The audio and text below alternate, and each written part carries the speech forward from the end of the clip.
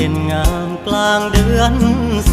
12น้ำโขงไหลท่วมนองปิดทองพระธาตุเชียงแสน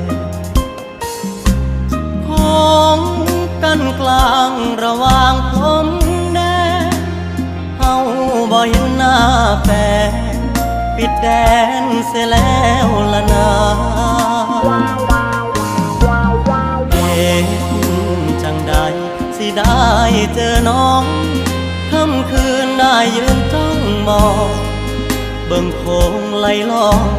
ใจหายของคงหูยอดชูอยู่ใสเขาให้เหตุงานอันใดฉะไหนบ่ส่งข่าวมาอยู่ฝั่งไทยอธิปไตยเสรีอยู่ดีกินดีอุดมไปด้วยข่าวพลาเจ้าอยู่เวียงจันทน์อ้ายคิดฮอดหลา